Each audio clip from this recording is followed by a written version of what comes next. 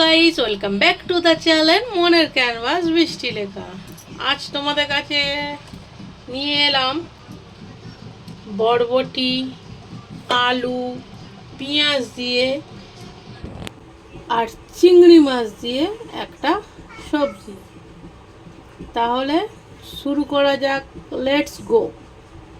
চিংড়ি মাছটা আমি অলরেডি লবণ, হলুদ আর সরিষার তেল দিয়ে ম্যারিনেট করা আছে।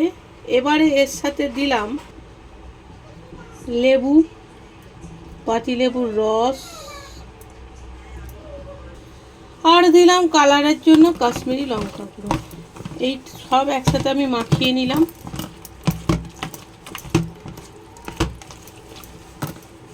মাখানো ডান। এখানে কড়াই গরম হয়ে গেছে, কড়াইয়ের মধ্যে দিয়ে দিলাম সরিষার তেল। দিয়ে দিলাম। আমি কিন্তু রান্নাটা পুরোপুরি ঘরোয়া পদ্ধতিতে করব, একদম মশলা ইউজ করব না, শুধুমাত্র লবণ, হলুদ আর কাশ্মীরি লঙ্কা গুঁড়ো, আর কিছুই না। তেল আমার গরম হয়ে গেছে, এবারে আমি চিংড়ি মাছগুলো দিয়ে দিলাম। চিংড়ি মাছ দেওয়া হয়ে গেছে, এবারে চিংড়ি মাছগুলোকে হালকা করে ভেজে নেবো। তোমরা সকলেই জানো চিংড়ি মাছ বেশি ভাজলে শক্ত হয়ে যায়। আর ওই টিপসটা ফলো করবে, লেবুর রস দিলে নরম থাকে। চিংড়ি মাছ আমার ভাজা হয়ে গেছে, এর থেকে বেশি আর ভাজবো না। এবারে চিংড়ি মাছগুলোকে আমি তুলে নেবো। এবারে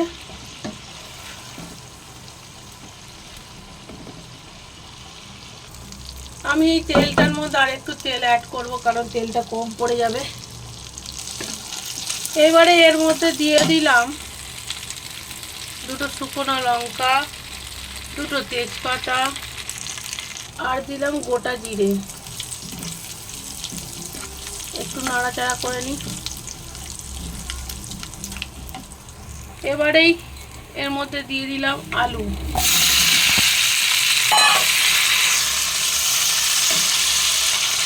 সবার আগে আলুগুলোকে আমি ভালো করে ভেজে নেবো।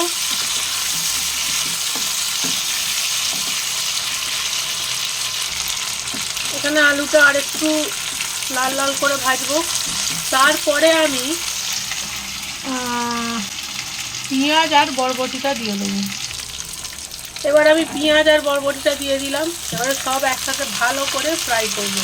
সবজির মধ্যে আমি লবণটাই প্রথমে আগে দিলাম, দিয়ে ভালো করে ফ্রাই করে নিই।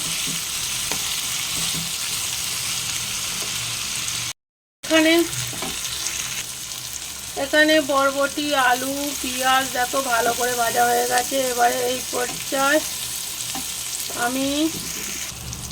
আমি টমেটো কুচো, হলুদ গুঁড়ো, কাশ্মীরি লঙ্কা গুঁড়ো আর আমার না একটু ধনে গুঁড়ো দিলাম। আর কোনো রকম মশলা দেবো না, এইটা দিয়েই রান্না হবে।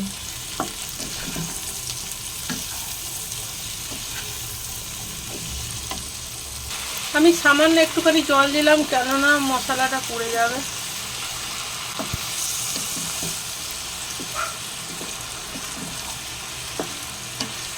এবারে ভালো করে এটা মিক্স করব। এবার এর মধ্যে চিংড়ি মাছগুলো দিয়ে দিলাম। চিংড়ি মাছের সাথে সবগুলো ভালো করে মিক্স করব।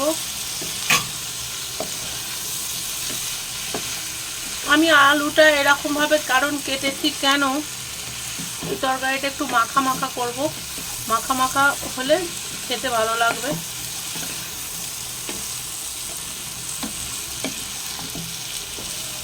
আমরা খাবো ভাত দিয়ে, তোমরা যা ইচ্ছা দিয়ে খেতে পারো, রুটি, পরোটা, ভাত, যা ইচ্ছা দিয়ে।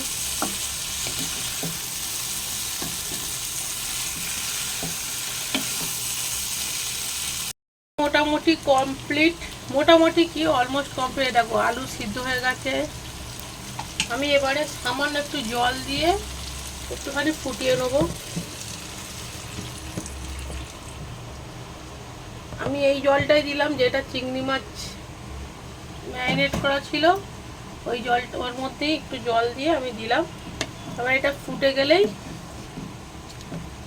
সামান্য একটু মিষ্টি দেবো আর সামান্য একটু গরম মশলা দেবো, তাহলেই রেডি হয়ে যাবে আমার সবজি।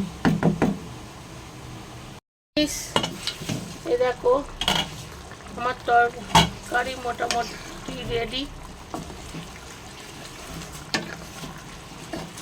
আলু একদম সিদ্ধ হয়ে গেছে।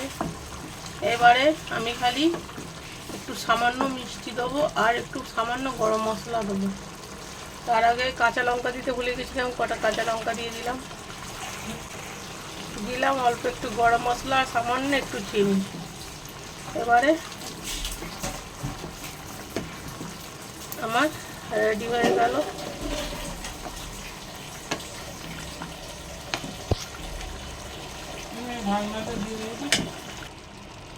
এবারে গ্যাস আমি অফ করে দিব। দেখো ব্যাপারটা ঠিক এরকম এসেছে। তাহলে কি করতে, ব্যাপারটা ঠিক এরকম এসেছে। তাহলে কি করতে হবে, যদি ভালো লাগে একটা লাইক আর একটা কমেন্ট। Tata, bye bye.